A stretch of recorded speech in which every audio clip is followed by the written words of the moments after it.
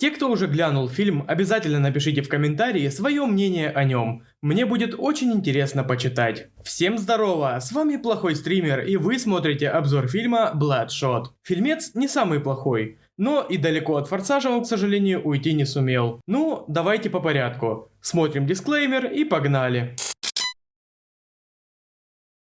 Давайте сначала пройдемся по заметкам, которые я сделал себе во время просмотра фильма. Первая моя заметка про жену главного героя. Как мне показалось, история с ней очень притянута. Во всяком случае, я так думал до второй половины фильма. Также мне не очень понятно, зачем ей уделено такое большое внимание в начале фильма, так как экранного времени у нее, от силы минуты 3. Ну да ладно, это в какой-то степени компенсируется объяснением в середине фильма. Также в глаза очень сильно бросаются притянутые и примитивные диалоги героев. Такое ощущение, что сценарист писал этот сценарий недели за 2 до начала съемок фильма. В глаза прям таки лезут киноляпы, которые не обусловлены ничем. Их даже не столько много в плане съемок, сколько они идут напрямую из сценария. Герои во многих моментах просто противоречат самим себе. Ну и куда же без наших любимых клишированных сцен, где смерть героя равняется не смерти героя. На этом мои заметки все, поэтому давайте пройдемся по сюжету. Сам фильм рассказывает зрителям о солдате, который по стечению обстоятельств погибает от рук злодея, но его воскрешают с помощью новейших микроскопических роботов, которые по сути и заменяют его кровь. И собственно эти микроскопические роботы и дают ему нечеловеческую силу. К величайшей модернизации человека.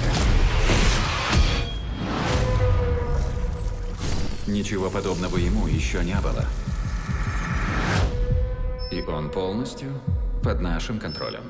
По факту, эта лента ничем не отличается от классических боевиков с Вином Дизелем. Ну вот ничем, абсолютно. Хотя слова режиссеров и жанр фильма на Кинопоиске обещают нам абсолютно обратное. Да и вообще, это мне очень сильно напоминает ситуацию с фильмом из моего прошлого обзора. Там тоже был сюжет, из которого можно было выкрутить настолько офигенный фильм. Но, к сожалению, не случилось, не свезло. Когда ты выходишь из кинотеатра после просмотра этого фильма, ты не испытываешь абсолютно ничего. Совсем. Ну, вот, например, как после просмотра ленты «Хищные птицы». Когда ты выходишь из кинотеатра и задумываешься: вау, это было прикольно. Тут же ты не испытываешь абсолютно никаких чувств. Ты не задумываешься ни о чем. Просто спокойно идешь домой. Тема юмора тоже силой была втянута в этот фильм. Не знаю, может это я был такой серьезный, потому что были люди, которые смеялись практически над всеми шутками. Я же за время просмотра фильма улыбнулся, максимум 1 раз. Ему не пробраться? Нет, конечно.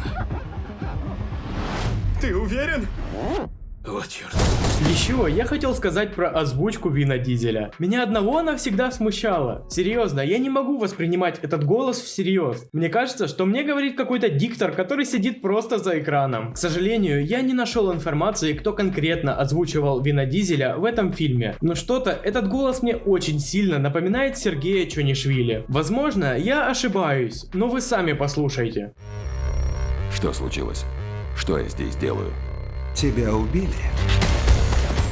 Мы отправляемся в захватывающее путешествие по самой величественной стране мира. Как я уже сказал выше, жанр драма абсолютно не подходит этому фильму. Это обычный боевик, где герой выживает при любых обстоятельствах. И тут я бы мог упомянуть еще один момент, но он, к сожалению, будет спойлером к финалу фильма. Поэтому я просто скажу то, что при просмотре фильма ты не сопереживаешь главным героям, от слова совсем. Разве что Кейти, хотя, может, это отсутствие девушки на мне так сказалось.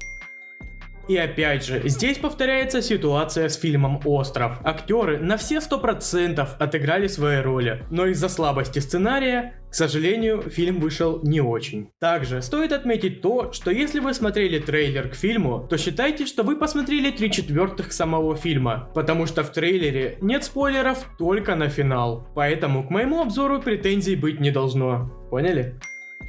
Также хочется отметить возрастное ограничение фильма PG-13, из-за которого в кадре почти нет крови. Ну серьезно, ребят, вы снимаете боевик.